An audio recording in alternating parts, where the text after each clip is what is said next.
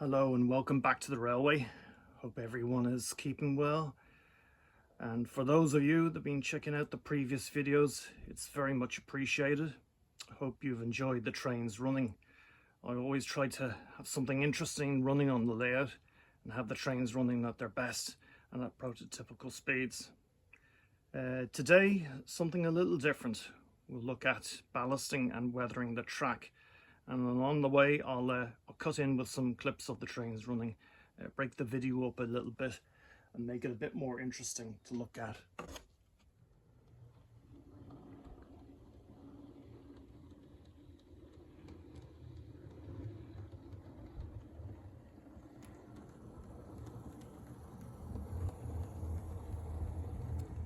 At this stage, most of the track work is complete and in place and secured on the baseboards, ready to move on to the next stage. In 2017, I started building the baseboards and laying the first stages of the track work. So it had a number of years of running for me to try and find any potential faults or issues, and so far so good. All is good. I'm happy with the running of the trains and the quality of the running. When ballasting on the model railway, we're trying to move away from that toy-like appearance the track has when you buy it first from the shops to something more like the real railway and make it a bit more interesting, enhance it a bit, and hopefully we'll get a good result that shows off the trains at their best. Let's see what we can do. For those of you that are not quite sure what the ballast is, it's the rocks between the rails and the sleepers and around the edges of the track. The primary purpose of ballast is to keep the track secure and hold it in place while heavy or fast trains are moving along the line. And it also provides a solid foundation for the track and also provides that essential drainage that's required.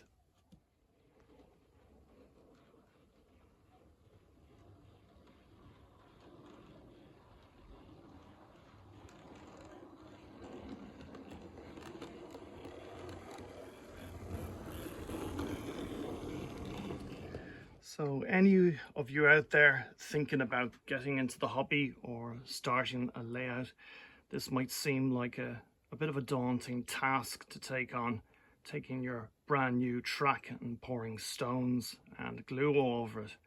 So in this regard, my advice is practice first on old or scrap track. And practice over and over until you're confident and comfortable in your skills before you bring it to the main layout. And this is exactly what I've been doing. So for the last week, I took the plunge and said to myself, I'll give it a go.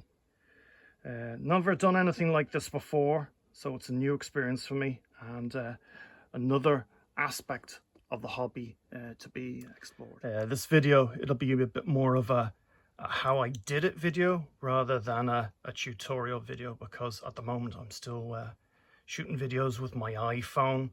I really need to invest in a decent camera and a tripod. It can be a bit difficult working the iPhone, talking and trying to do something at the same time. So apologies for that. I have plenty of this old track I kept from the old layout that was on the attic floor here. I didn't get rid of any of it. I thought it might come to some good use someday, and I'm glad I didn't get rid of it. So all I did was lay the test track on some of these battens here, and I laid it in the same way as I would the track on the main layout. So with just Hornby track pins and this cork underlay underneath it. 2mm underlay by Jarvis. After this, I sprayed the track with some primer I had up in the shed, and this was going to help with the weathering later on. Try your best not to get any of the paint or primer on the rails, as they carry the current for the trains. I used a few different techniques, including masking tape and even drinking straws. If you just cut them down the center and kind of splay them open, and then you can set the straws down on the track, and when you spray it with the primer and the paint, it'll actually protect the rails. If you do get any paint on the rails, it can be easily cleaned off. I just use these cotton buds, dip it in a bit of white spirits, just rub it along the track and remove that paint, and it's easily done. You can use any type of ballast you wish. I use this Woodland Scenics medium blend. Best to try out different types of ballast from different manufacturers, see what works best. For the most part, it's a straightforward process, but it is something you can get easily wrong.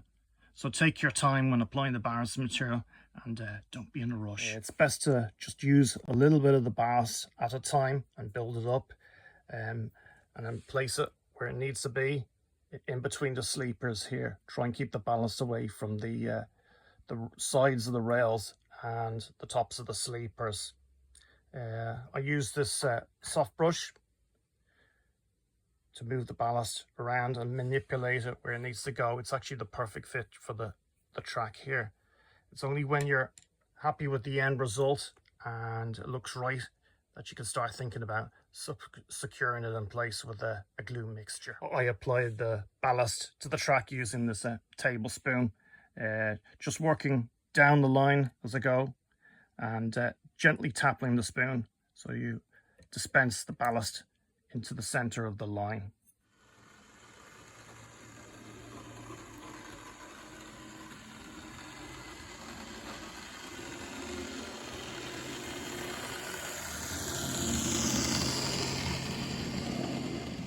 One of the most important areas of ballasting is getting the glue mixture correct. So what we want is a 50-50 mix of any PVA glue of your choice to water. I use this Mod Podge PVA. I also have a generic brand of PVA glue I'll try out on further testing. To this mixture we add 1 or 2 small drops of washing up liquid. This just breaks down the surface tension of the water and helps it soak into the ballast. When you're happy with the position of the ballast, and just before we apply the glue mixture, we need to get the ballast wet. I just use this spray bottle with some water IPA mixture inside. I have the nozzle on a very fine spray setting and just spray from a distance. We don't want to be disturbing any of the ballast that we've just after laying there. Give it a thorough soak, and then we can start thinking about applying the glue mixture. You can use a syringe or an eyedropper to apply the glue. I actually used a pipette.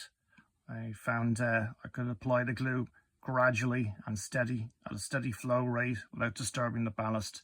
I did try the syringe, but I couldn't control the rate of flow, and at times the mixture was coming out too fast and pooling on the track.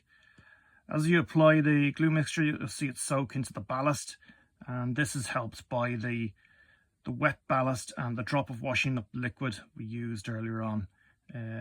You don't want it pooling and moving the ballast. When you're finished applying the glue, the best thing you can do is just leave it. If there's any issues or some of the ballast has moved, don't be tempted to do anything or move it. Any adjustments you need to make can be done later. Otherwise, you'll just make things worse.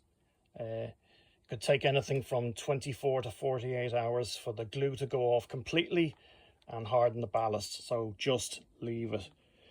If there's any ballast where it shouldn't be, you can remove this with a craft knife, or I used a pair of fine tweezers and it came off easily without issue. I've never tried weathering before, but I want to get rid of the new look the ballast had. On the real railway, the ballast gets really grimy with locomotives spilling oils, hydraulic fluid, brake dust and soot and so on onto the track. I use this brown acrylic spray just for test purposes and see what I ended up with. Maybe down the road I might invest in an airbrush. I'll have to wait and see on that one. Here's the finished result. Definitely a difference between the two. For the first attempt, I learned a lot. The result's okay. It's a starting point until I get the look I'm really after. The main objective was to see if I went through this process, the locomotive would still run without issue on the test track, and I'm glad to say, yes, it does. It isn't a perfect look. I can see a few issues, but it's a starting just point. In case anyone out there is wondering, the whole process can be reversed by soaking the ballast in warm water with a little IPA. This will loosen it up, and because we use the cork underlay, we can get under it and remove the track. It's always reassuring when there is a way out if things go wrong, and knowing you can start again, so don't worry. I'm glad I took on the challenge, tried my hand at something new. Hopefully some of you might have picked up a few hints and tips along the way and maybe inspired to give it a go. So that's it for this one. With any kind of project like this, it's always useful to have a bit of reference material, likes of books, railway magazines, YouTube videos. Even make your way out to the real railway and take a couple of pictures of the track to try and pick up some hints and ideas. I'll try and post another video as soon as I can, as soon as I make a little bit of progress on the layout. And everyone take care out there, and I'll see you in the next one. Take care. Bye.